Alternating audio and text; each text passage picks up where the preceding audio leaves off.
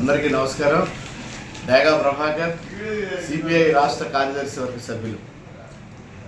జనవరి 18వ తారీఖున ఖమ్మంలో లక్షల మందితోటి పెద్ద బహిరంగ సభ జరగబోతా ఉంది.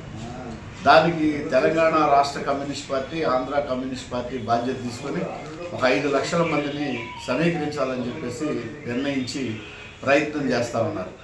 అంటే భారతదేశంలో కమ్యూనిస్ట్ పార్టీ ఏర్పడి 100 సంవత్సరాలు పూర్తయి డిసెంబర్ 26వ తారీఖు నాటికి 101వ సంవత్సరంలో కాలుపెట్టిన సందర్భంగా 100 సంవత్సరాల ముగింపు ఉత్సవ సభని ఖమ్మంలో జరపాలని చెప్పేసి నిర్ణయించడం జరిగింది. 2 రాష్ట్రాల నుంచి కమ్యూనిస్ట్ పార్టీ కార్యకర్తలు, అభిమానులు, ప్రజా సంఘాల వారు కడలి తరంగాల కదలి వచ్చి ఆ సభను జయప్రదం చేయాలని చెప్పేసి ప్రత్యేకంగా పిలిపిస్తాము. ఎందుకంటే దేశ స్వాతంత్ర పోరాటం సాగేటప్పుడు ఆ పోరాటానికి ఒక ఊపుని, ఉత్సాహాన్ని తీసుకొచ్చింది ఎర్రజెండా. ఎందుకంటే మహాత్మా గాంధీ గారి నాయకత్వంలో నడుస్తూ ఉంది స్వాతంత్రోద్యమం. అందులో దానికి వాడి వేడి లేక అట్లాగే నడుస్తూ ఉన్న రోజుల్లో కార్మిక వర్గాన్ని సమీకరించి విద్యార్థుల్ని, యువజనుల్ని సంఘాలుగా నిర్మాణం చేసి ఉడుకు నెత్తురిని స్వాతంత్రోద్యమం వైపు మళ్లించేటట్లు చేయగలిగిన పార్టీ భారత కమ్యూనిస్ట్ పార్టీ. వాళ్లలో దేశభక్తిని రగులు కొల్పి ఆ ఉద్యమాన్ని ఉధృతం చేయడంలో కీలక పాత్ర పోషించింది. స్వాతంత్ర వచ్చిన తర్వాత కమ్యూనిస్ట్ పార్టీ దున్నేవాడికి భూమి కావాలని, ఈ దేశంలో సోషలిస్ట్ వ్యవస్థ ఏర్పడితే అందరికీ సమాన అవకాశాలు వస్తే మంచి జరుగుతుందని నమ్మి ఆ దిశగా పోరాటాలు చేసింది. అంటే 550 సంస్థానాల కలయిక భారతదేశం. ఇవాళ భారతదేశానికి సంబంధించి ఉన్న మ్యాప్ ఏ రూపంగా ఉందో ప్రజలందరికీ తెలుసు.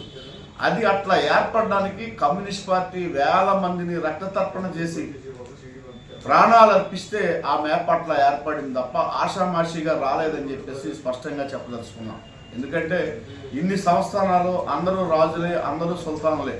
ఇట్లాంటి పరిస్థితుల్లో ట్రాయింకూర్ కేరళ, హైదరాబాద్ నవాబు, అలాగే మణిపూర్ మహారాజులు వీళ్ళందరూ కూడా భారతదేశంలో విలీనం కావడానికి ఆనాడు అంగీకరించలేదు.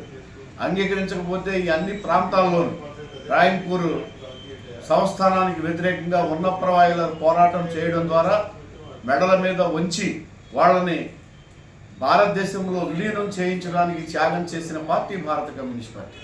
అట్లాగే హైదరాబాద్ నవాబుకి వ్యతిరేకంగా 13 పిచ్చి పనులు వేసి భూమి మీద హక్కు లేకుండా ప్రజల్ని హింస పెడతా ఉంటే అక్కడ మట్టి మనుషులు ఆనాడు చదువు సంఖ్యలు లేని, చదువుకోవడానికి కూడా తెలుగు పాఠశాలలు లేని పరిస్థితుల్లో సాయుధులు కమ్మని కమ్యూనిస్ట్ పార్టీ నాయకులు పిలిపించారు. రావి నారాయణ రెడ్డి గారు, బద్దం ఎల్లారెడ్డి గారు, ముగ్ధం మొహిద్దీన్ గారు ఫర్మానా జారీ చేసి ప్రజలను యుద్ధానికి సన్నద్ధం చేసి నవాబుకి వ్యతిరేకంగా 4 సంవత్సరాల కాలం పాటు పోరాటం చేస్తే 4,500 మంది మణిపూసల లాంటి కమ్యూనిస్ట్ పార్టీ కార్యకర్తలు బలిదానమయ్యారు. దాంతోపాటు 10 లక్షల ఎకరాల భూమిని పంచి 3,000 గ్రామాలు జయించి అన్నీ చేయగలిగితే అప్పుడు ఆ నవాబు కేంద్ర ప్రభుత్వం దగ్గరికి వెళ్ళి నేను మళ్ళీ భారతదేశంలో ఈ సంస్థానాన్ని విలీనం చేస్తానని చెప్పేసి ఒప్పుకున్నాడు. అట్లాగే మణిపూర్కి సంబంధించి అక్కడ కూడా పెద్ద పోరాటం కమ్యూనిస్ట్ పార్టీ చేసింది. అంటే ఇవాళ భారతదేశంగా ఉండడానికి త్యాగాలు చేసిన పార్టీ కమ్యూనిస్ట్ పార్టీ. స్వాతంత్రం అనంతరం పంజాబ్ ఖలిస్తానీ వాదులు పంజాబ్ సపరేట్ దేశంగా కావాలని, జమ్మూ కాశ్మీర్ తీవ్రవాదులు భారతదేశంలో విలీనం కావాలి, 7 సిస్టర్స్ ఈశాన్య రాష్ట్రాలు మేము సపరేట్ దేశంగా ఉంటానని ఏర్పాటు ఉద్యమాలు నడిచే రోజుల్లో వీళ్ళందరికీ ఎదురొట్టి పోరాడి వాళ్ళంతా దేశ సమైక్యత, సమగ్రతని కాపాడడంలో అపార త్యాగాలు చేసిన పార్టీ భారత కమ్యూనిస్ట్ పార్టీ. అంటే ఇట్లా చెప్పుకుంటూ పోతే 100 సంవత్సరాల కాలంలో అనేక పోరాటాల చరిత్ర.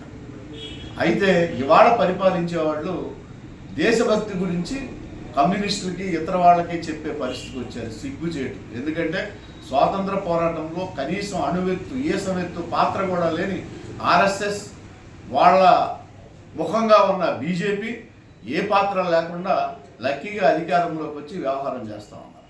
వాళ్ళు చేసే యదవ పనులన్నిటికీ కూటమి ప్రభుత్వం వంత పాడుతూ ఉంది.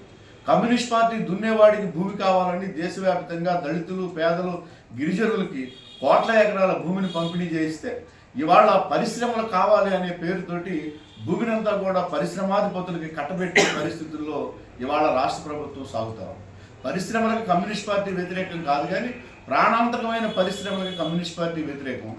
దాంతోపాటు భూమిని అంటే ఏదైతే ఆహార భద్రతా చట్టం ఉందో దాన్ని రాబోయే రోజుల్లో అమలు చేయడం సాధ్యం కాని పరిస్థితి.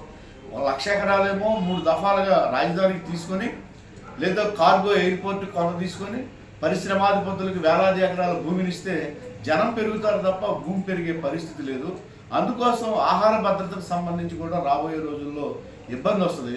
కమ్యూనిస్ట్ పార్టీ చెప్పింది ప్రత్యేక హోదా సాధిస్తే ఆ వచ్చే రాయితీలు పొందడం కోసమన్నా పరిశ్రమలు ఇక్కడికి వస్తాయని చెప్పి, కానీ దాన్ని వదులుకొని ఇవాళ ప్రభుత్వం దానికి సంబంధించి మాట్లాడుకోకుండా పరిశ్రమలు పెట్టండి భూములు ఇస్తామని ఉచితంగా భూములు ఇచ్చే పరిస్థితుల్లో ఎకరానికి 99 పైసలు కౌలుకి ఇచ్చే పరిస్థితి కూడా ఇవాళ రాష్ట్ర ప్రభుత్వం చేస్తుంది. వీటన్నిటిని కమ్యూనిస్ట్ పార్టీ ఖండిస్తూ ఉంది.